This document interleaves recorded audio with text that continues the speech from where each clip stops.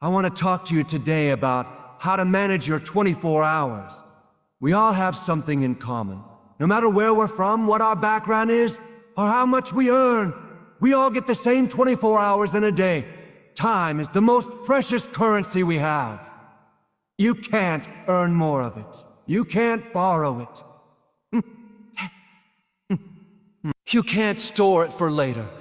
Once it's gone, it's gone. That's why it's so important to learn how to use it wisely. Some people look back and wonder where the time went. Others are intentional and make the most of every moment. I believe God has given you everything you need to succeed in your assignment. And that includes the time you need. But you have to take charge of your day before the day takes charge of you. Let's dive into 6 powerful principles that will help you master your time instead of being mastered by it. How you begin your day shapes everything that follows. The first hour is like the steering wheel for the rest of the day. If you take control of it, you guide the direction. The day takes you wherever it wants. There's something powerful about those early moments when the world is still quiet, when distractions haven't kicked in, and when your spirit is most open. It's in those moments that clarity can rise, direction can form, and peace can settle your heart. Many people wake up and immediately rush into the noise. The alarm goes off, and before their feet even hit the ground, they're already scrolling through messages, emails, news feeds. From the moment their eyes open, they're reacting. Reacting to what the world wants, what people expect, what others are doing. And when you begin the day reacting, you rarely find room to breathe. The whole day feels one step behind. You're constantly playing catch-up, trying to make decisions with a mind that never had time to settle. But there's another way to live. There's a rhythm of grace available to you if you will simply slow down and be intentional with how you begin. Imagine waking up not to the chaos, but to calm. Not to the demands, but to direct. Instead of rushing to answer everyone else's voice, you first listen to the inner voice. You check in with your own heart. You take time to reflect, to breathe, to set the tone. That's the difference between drifting through a day and driving it. You see, your time is your life in pieces. When you waste time, you're not just being inefficient, you're surrendering pieces of your life. But when you guard that first hour, you reclaim ownership over your path. It becomes a sacred space where your intentions, your hopes, your energy all find alignment. You don't need a perfect environment. You don't need silence or candles or a mountain view. You just need willingness. You just need to choose every morning to start on purpose instead of by accident. There's a reason why successful people, peaceful people, intentional people often speak about their mornings. Because that's when the mind is most open. That's when habits are easiest to plant. That's when you decide who's in charge of your life that day. Your goals or your emotions, your calling or your distractions. When you take the first part of your day and invest it with purpose, everything else begins to line up. It's not about doing something extraordinary every morning. It's not about checking off 10 things before 8 a.m. It's about being rooted before the wind of the day starts to blow. It's about taking time to ground yourself so that when problems show up, and they will, you're not shaken. You've already chosen your posture. You've already chosen joy. You've already chosen peace. And that choice echoes throughout the next 23 hours. Some people say, I just don't have time to slow down in the morning. But the truth is, you don't have time not to. That investment of 30 minutes, 45 minutes, even just 10 minutes, pays you back with interest all day long. When you're grounded, you're not easily thrown off course. When you're centered, you're more creative, more patient, more confident. You're not reacting. You're responding. You're not surviving. You're thriving. That's what protecting the first hour gives you, the ability to live on the offense. This isn't about being rigid or legalistic with your time. It's about recognizing that the first part of anything sets the tone for the rest. You honor a meal with the first. You honor a relationship with the first impression. You honor your day with the first hour. When you start strong, you set yourself up to finish strong. It doesn't mean everything will go perfectly. But even when challenges come, you're better equipped to face them with calm and clarity. Because your foundation was solid, has a ripple effect. When you begin your day with intention, others around you feel it. Your family notices the change in your mood. Your coworkers feel the difference in your presence. Your responses become more thoughtful. Your tone becomes more gracious. That first hour doesn't just change your schedule, it changes your spirit. And when your spirit is aligned, your influence multiplies. Over time, this small habit becomes a source of strength. You don't have to try so hard to stay on track because you've already started in the right lane. You don't have to keep checking your direction because you've already aligned your compass, trained your soul to settle before you strive. And that becomes your advantage. It's not about perfection. Some mornings will feel chaotic. Some days will get away from you.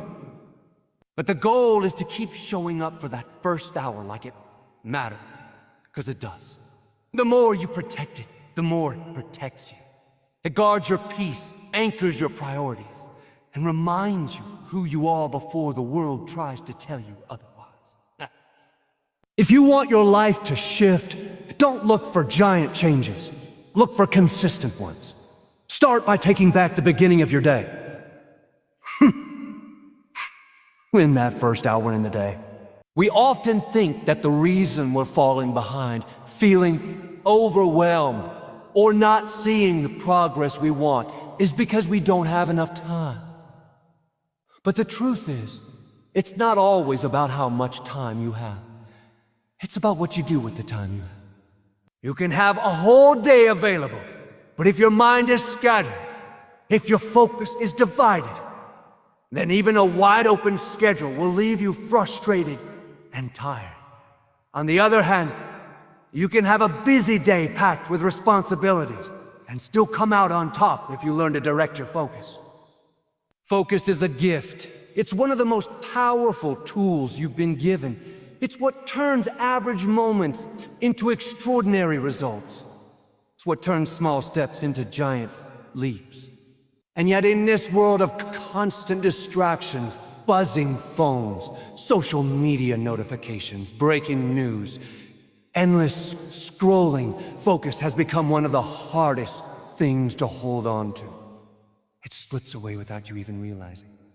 You sit down to complete a task, and before you know it, you've answered 6 messages, watched 3 videos, and gone completely off track.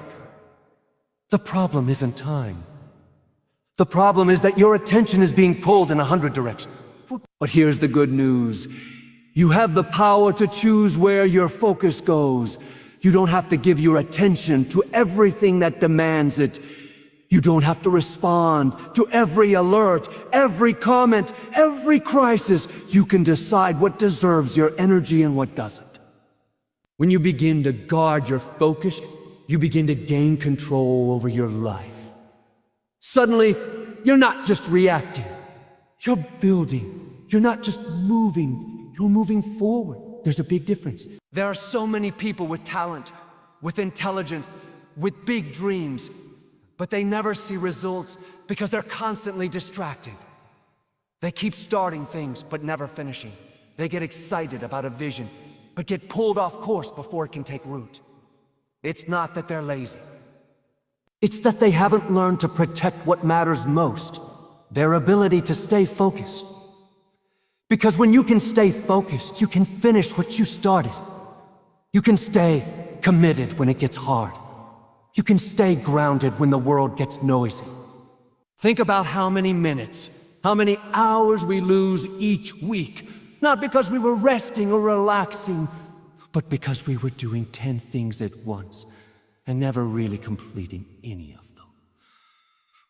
Multitasking sounds productive, but more often it just dilutes your power. When you give your full attention to one thing at a time, that's when you truly become effective. That's when you step into excellence. That's when you produce your best work, make your best decisions, and live with the least stress. And here's something important. Not everything that's loud deserves a response. Some things are just noise. They're distractions dressed up as opportunities. They look like emergencies, but they're really interruptions. You've got to learn to say no. Not just to bad things, but to some good things that are not your assignment. Every yes you give is also a no to something else. So be wise with your yes. Guard your energy like it's precious. When you learn to eliminate distractions, you begin to free up space for what matters. Your creativity starts to flow again. Your peace returns. You stop feeling like you're drowning in tasks and start feeling like you're in control again. That's what focus does. It creates margin. It gives you breathing room. It brings clarity. You might say, but I've got too much on my plate. My day is already full. That may be true, but even in the busiest seasons, focus can help you do more with less. It's not about adding more hours to the day, it's about making your minutes count. Even 15 minutes of focus time can move you further than 2 hours of scattered effort. You don't need more time. You need more intention, more clarity. When you bring your whole self into the moment, whether it's at work, with your family in prayer, or chasing your dream, unlock a different level of power. Distractions make you feel busy. Focus makes you feel productive.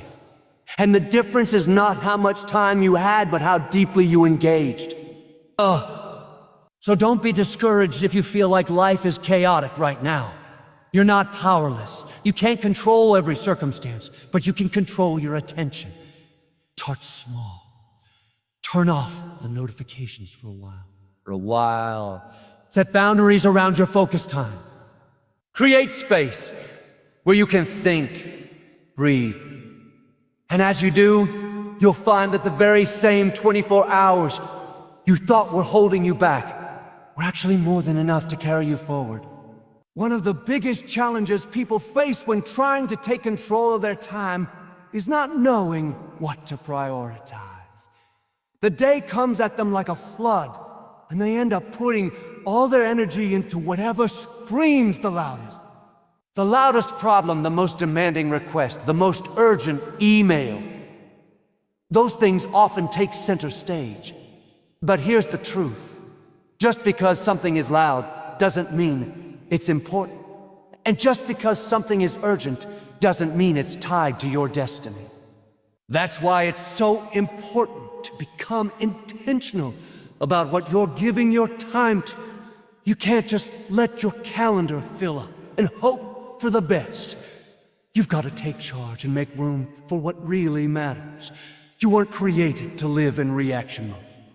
You're not supposed to spend your day putting out fires and barely keeping your head above water.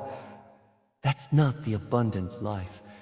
That's not peace. And it's certainly not purpose. Purpose is about being deliberate.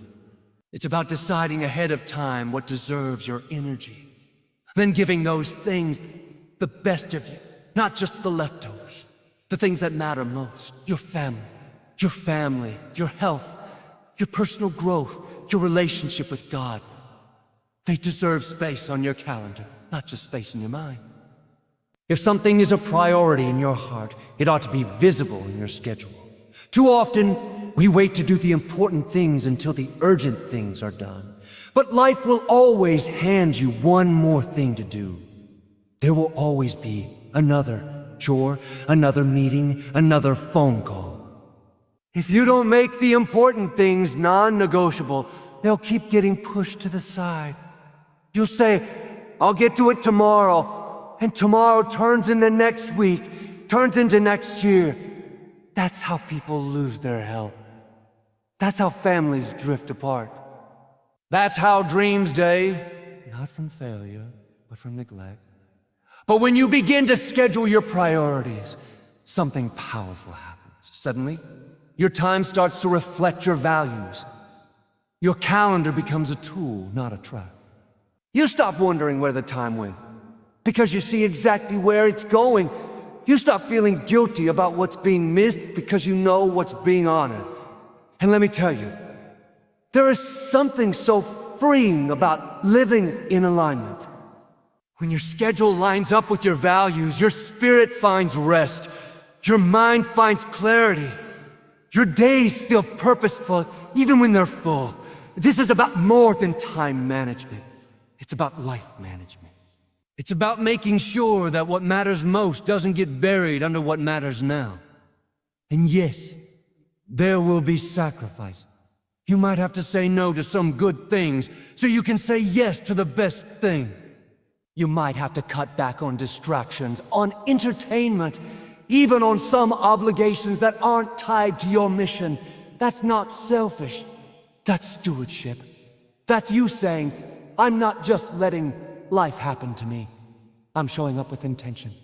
And here's the beautiful part. When you start making space for what matters, God begins to multiply your efforts. You'll find that you're more productive in less time. You'll discover that your relationships get stronger, your peace gets deeper, and your progress becomes visible. Why? Because you're not just running, you're running in the right direction. You're not just moving, you're moving with meaning, and that kind of movement brings fulfillment. Maybe you've been feeling stuck. Maybe you've been pouring your energy into everything and getting nothing back. It could be that you've been giving too much of yourself to the wrong things. You've been responding to life instead of leading it. But today is a new opportunity.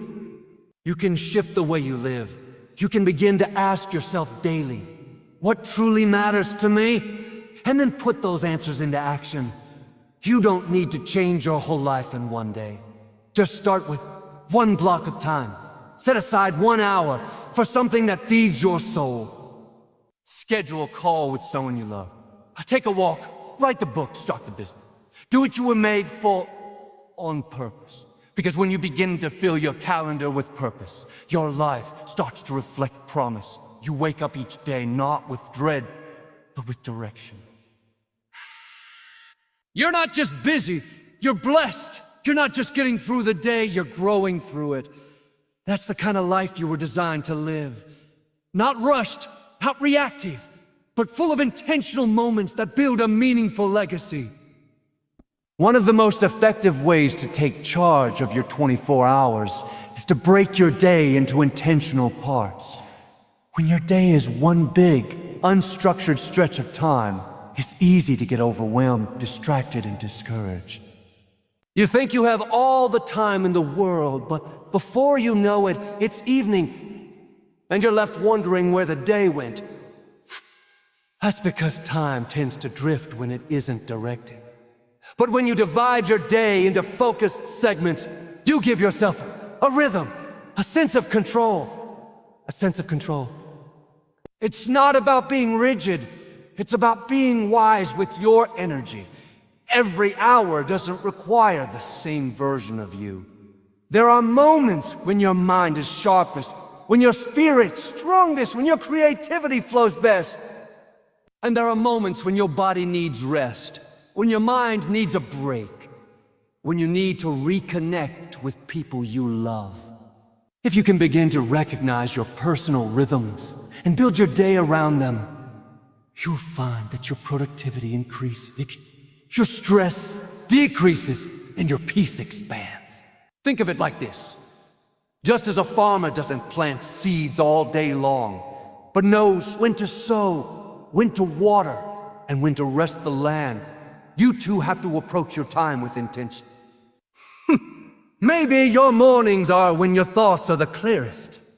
That's your time to tackle deep work, to create, to plan, to move forward in purpose. Maybe afternoons are better for meetings or responsibilities that don't demand as much mental energy. And your evenings might be best suited for relationships, reflection, and rest. When you assign purpose to different parts of your day, you stop letting life happen at random and start building momentum that lasts. This isn't about being perfect. Life is going to interrupt your plans sometimes. Things will come up that throw off the schedule. But when you have a general structure, it becomes easier to get back on track. You're not starting from scratch each day. You're following a map. And even if the route changes, you still know the destination. That's the beauty of living with structure. It gives you freedom within a framework. And let me tell you, this kind of living doesn't just bless you, it blesses those around you.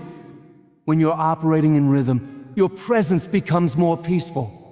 You're not rushing from task to task, exhausted and drained.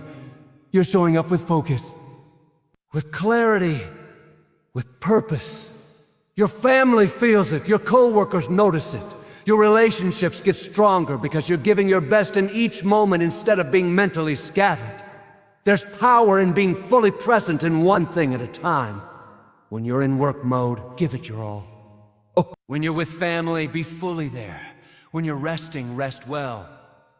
Don't be answering emails while you're trying to enjoy dinner. Don't be worrying about tomorrow when you're trying to sleep. When you learn to live in focused blocks of time, your life becomes more fruitful. You're not just active, you're effective. And yes, it takes practice. First, it might feel strange to segment your day. You might forget, fall behind, or feel like it's too structured. Over time, it becomes second nature. You'll wake up knowing it's your energy. You'll finish the day feeling accomplished, not anxious. And little by little, your daily discipline will lead you to divine outcomes.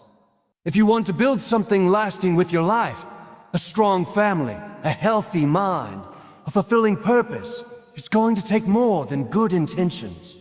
It's going to take structure. Not a prison of pressure, but a pathway to freedom. When you break the day into blocks of focused time, you're saying to life, I'm not letting you control me. I'm going to lead you. You're choosing to live your day on purpose, and that's when breakthrough comes.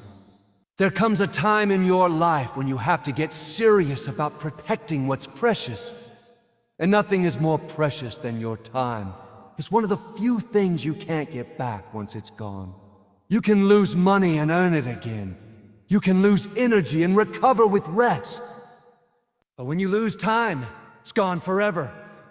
That's why you must make the decision to eliminate the things that waste your time ruthlessly, not casually. Not someday, but with clear conviction and bold action. Because if you don't set boundaries around your time, distractions will keep breaking in and stealing your future.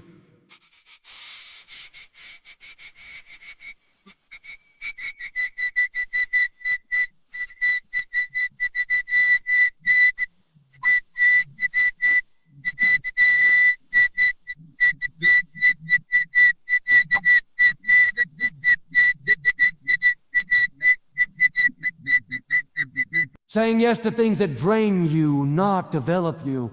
Before you know it, hours are gone, and you're left wondering why you feel so tired, but didn't move any closer to your goal. You weren't lazy, you were just distracted. You were busy, but not productive. You were surrounded by activity, but it wasn't the kind that builds anything meaningful. And let's be honest, some time wasters don't even look like time wasters at first. They come disguised as good things. Harmless entertainment, casual conversation, short breaks. But if you're not careful, those are short breaks become hours. Those are quick scrolls become rabbit holes. Those are friendly chats have become gossip sessions. The enemy doesn't always destroy your progress with a big disaster. Sometimes he does it one distraction at a time. You've got to wake up and realize your time is holy. It's not something to throw around or give away to anything that wants it. You got dreams to pursue, people to love, a calling to fulfill. There's greatness inside you, but it won't come out on accident. It comes out when you start cutting off the things that don't serve your purpose. That may mean unfollowing some accounts.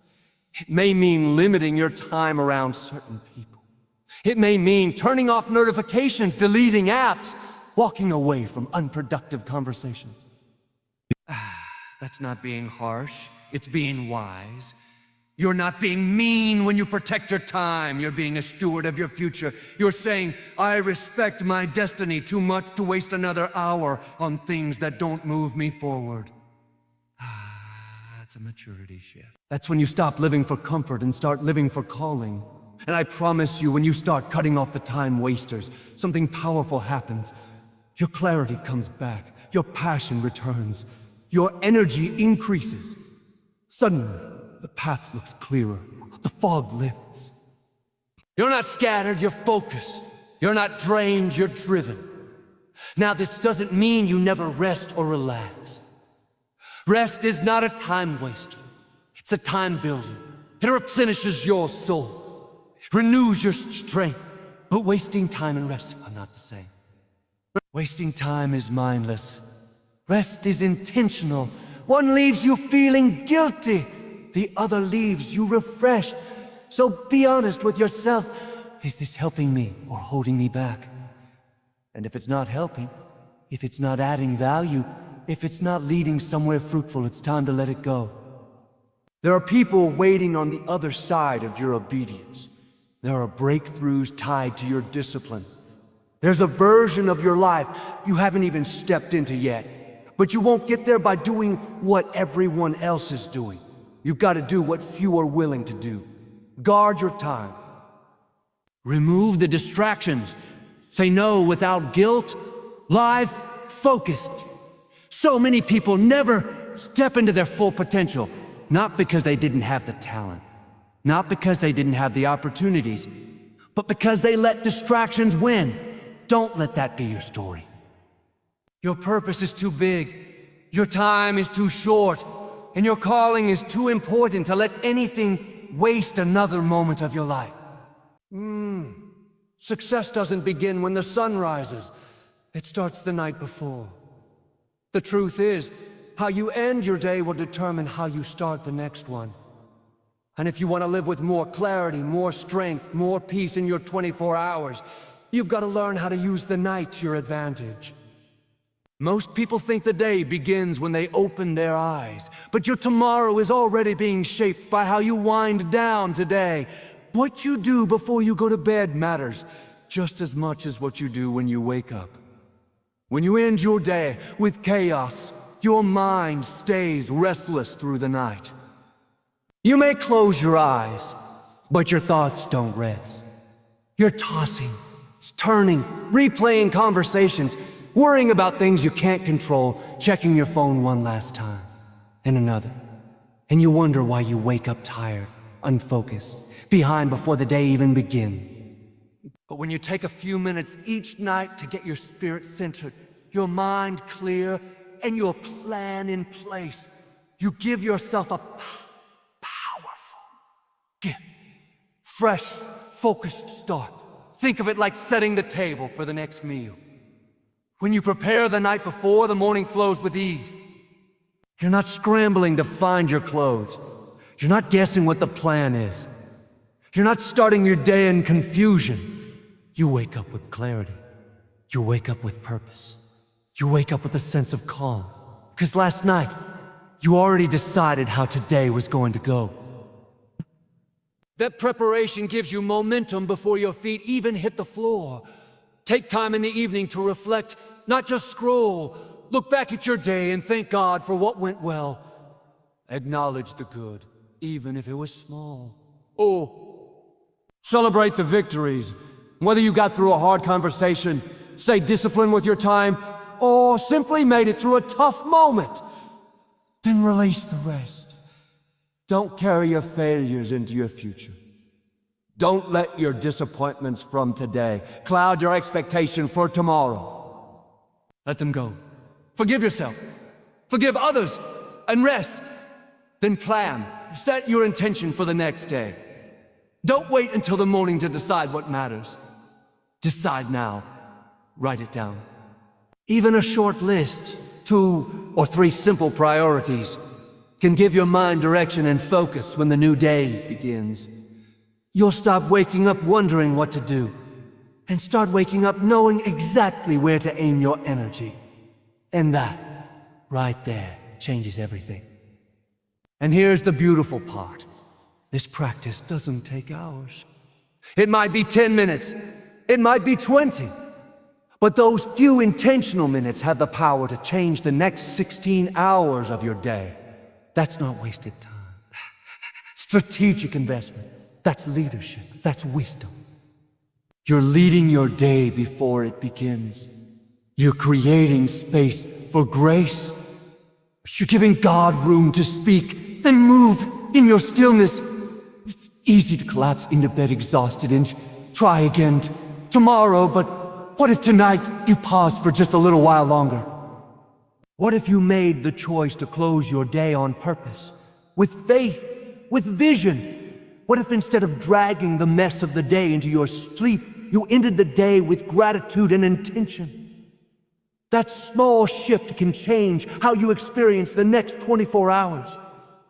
Because every new morning brings new mercy, new opportunities, new strength. But that mercy isn't meant to meet you in chaos. It's meant to partner with your preparation. God will do his part, but you have to do yours. Lay the foundation the night before. Set your heart right. Speak peace over your tomorrow. Go to sleep, not in fear of the unknown, but with expectation of the good that's coming.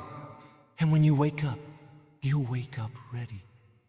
Ready to rise, ready to lead, walk in purpose. So don't underestimate the power of how you end your day. Your night is the key to your next victory. Use it with intention in your mornings, and your life will never be the same. I want to encourage you today. You have everything you need to live a powerful, purposeful life. And that includes the same 24 hours that every world changer, every visionary, every history maker has had. It's not about having more time. It's about being more intentional with the time you've been given. Your hours are sacred. Your minutes matter. And when you begin to live with awareness, with strategy, with spiritual focus, things start to shift. Start by protecting the first part of your day. Wake up with purpose, not pressure. Don't hand your peace over to distraction before you've even had a chance to hear from God. Choose focus over frenzy. Make your priorities non-negotiable. Put what matters most on the calendar, not just in your heart. And as you break your day into intentional blocks, don't be afraid to say no to what drains you, because every yes you give is a step either toward your purpose or away from it. You may not be able to control everything that happens in a day, but you can control how you respond to it. And when you end each day with clarity, with gratitude, and with vision for tomorrow, you wake up ahead. You set the tone. You reclaim the pace. You no longer live by reaction. You live by revelation. This is your time. Don't waste it trying to do everything. Do the right things with excellence, with joy, and with peace. When you manage your day, you multiply your impact. You begin to see favor. Not because you were striving, but because you were stewarding. And God always honors stewardship. So make the most of your 24. Fill it with what fuels your purpose, honors your calling, feeds your soul. If you do that, day by day, you won't just manage your time. You'll redeem it. And in the process, you'll step into a life of clarity, impact, and peace like never before.